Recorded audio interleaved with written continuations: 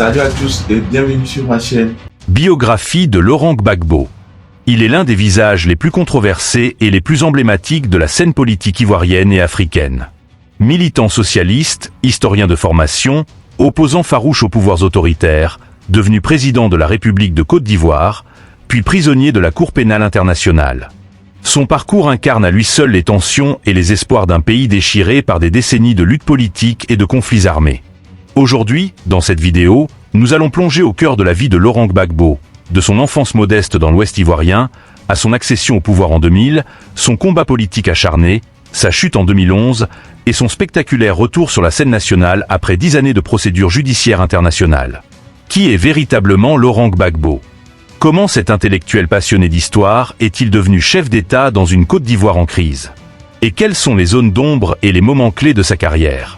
Installez-vous confortablement, abonnez-vous à la chaîne si ce n'est pas encore fait, et partons ensemble à la découverte de l'homme que ses partisans surnomment le Woody de Mama, et que ses adversaires ont longtemps présenté comme un chef de guerre. Enfance et origine. Laurent Gbagbo est né le 31 mai 1945 à Gagnoa, dans la région du centre-ouest de la Côte d'Ivoire. Issu d'une famille modeste, il est d'origine bété et catholique. Son père, Koudou Paul, a été sergent de police et ancien prisonnier de guerre en France pendant la Seconde Guerre mondiale, tandis que sa mère, Marguerite Gado, était ménagère. Il passe son enfance dans son village natal de Mama. Parcours scolaire et universitaire. Il effectue ses études primaires à Agboville, puis poursuit au lycée classique d'Abidjan où il obtient le baccalauréat en 1965. Il entre ensuite à l'université d'Abidjan où il décroche une licence d'histoire en 1969. Par la suite, il devient professeur d'histoire-géographie en 1970 et chercheur à l'Institut d'histoire, d'art et d'archéologie africaine, IA, de l'université d'Abidjan en 1974. En quête de connaissances, il rejoint la France pour poursuivre ses études supérieures. Il obtient une maîtrise en histoire à la Sorbonne et soutient en 1979 une thèse de doctorat à l'université Paris Diderot, Paris 7, sur le thème « Les ressorts socio-économiques de la politique ivoirienne de 1940 à 1960 ». Débuts syndicaux et premiers engagements politiques. Dans les années 1970, Laurent Gbagbo s'implique activement dans les mouvements syndicaux. Il devient membre du Syndicat national de la recherche et de l'enseignement supérieur, SINAR. Ses prises de position et ses activités militantes lui valent plusieurs démêlés avec le pouvoir d'Houphouët-Boigny. En 1971, il est emprisonné pendant 2 ans pour son militantisme. En 1980, il est nommé directeur de l'Institut d'histoire, d'art et d'archéologie africaine, IA. Son engagement politique s'intensifie en 1982 lors des grandes manifestations estudiantines qu'il soutient activement, ce qui l'oblige à s'exiler au Burkina Faso, puis en France. Création du Front populaire ivoirien, FPI. En exil en France, Laurent Gbagbo fonde en 1985, avec son épouse Simone Veil et d'autres opposants, le Front populaire ivoirien, FPI, un parti socialiste opposé au régime de parti unique du PDCI-RDA d'Houphouët-Boigny.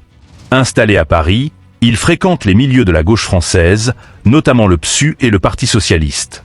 Retour au pays et opposition officielle.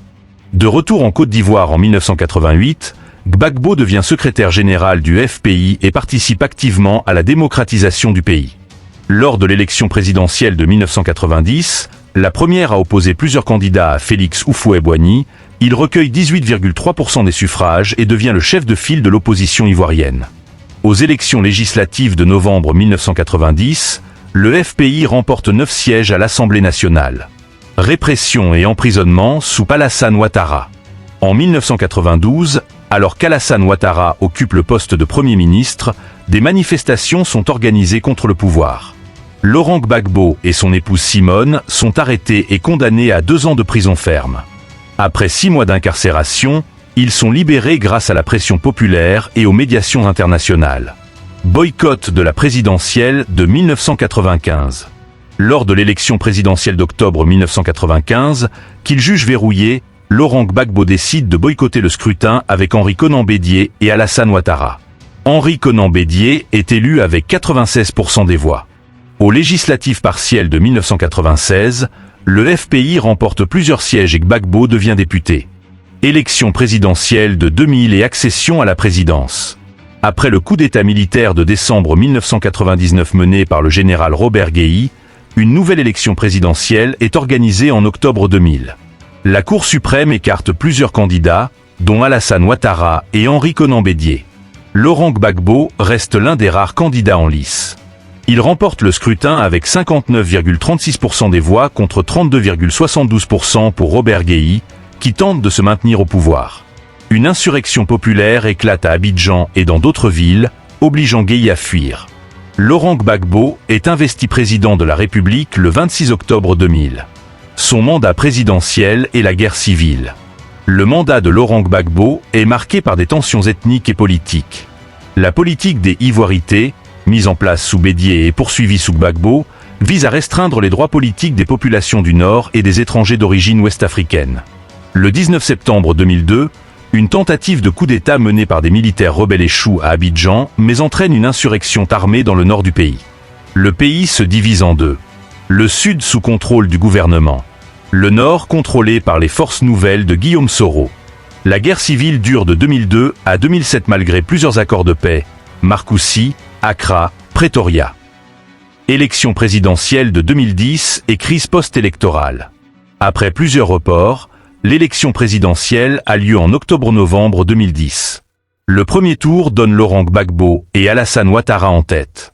Au second tour du 28 novembre, la Commission électorale indépendante, CEI, proclame Ouattara vainqueur avec 54,1% des voix. Le Conseil constitutionnel, dirigé par un proche de Gbagbo, invalide ces résultats et le proclame vainqueur avec 51,45%. Les deux hommes prêtent serment et revendiquent la présidence. La crise post-électorale dégénère en affrontements armés entre forces loyales à Gbagbo et troupes pro-Ouattara. Les combats s'intensifient à Abidjan. Arrestations et transfèrements à la CPI. Le 11 avril 2011, les forces pro-Ouattara, soutenues par la France et l'ONU, prennent le contrôle d'Abidjan et arrêtent Laurent Gbagbo au palais présidentiel. En novembre 2011, il est transféré à la Cour pénale internationale, CPI, à La Haye, accusé de crimes contre l'humanité. Son procès débute en janvier 2016. Procès et acquittement. Après plusieurs années de procédure et de détention, la CPI prononce en janvier 2019 l'acquittement de Laurent Gbagbo et Charles Blé Goudé. Le 31 mars 2021, la Chambre d'appel confirme l'acquittement. Retour en Côte d'Ivoire et création du papacy. Le 17 juin 2021, Laurent Gbagbo rentre en Côte d'Ivoire après 10 ans d'absence. En août 2021, il annonce son départ du FPI, déchiré par des dissensions internes, et fonde un nouveau parti. Le Parti des peuples africains, Côte d'Ivoire, papacy, dont il prend la présidence. Résumé. Laurent Gbagbo. Né en 1945 à Gagnoa. Historien, syndicaliste et opposant historique. Président de la Côte d'Ivoire de 2000 à 2011. Emprisonné à La Haye, acquitté en 2019. De retour en politique avec le papacy depuis 2021. Merci d'avoir regardé cette vidéo. N'oubliez pas de liker, de partager, de commenter et de vous abonner. À plus pour une autre.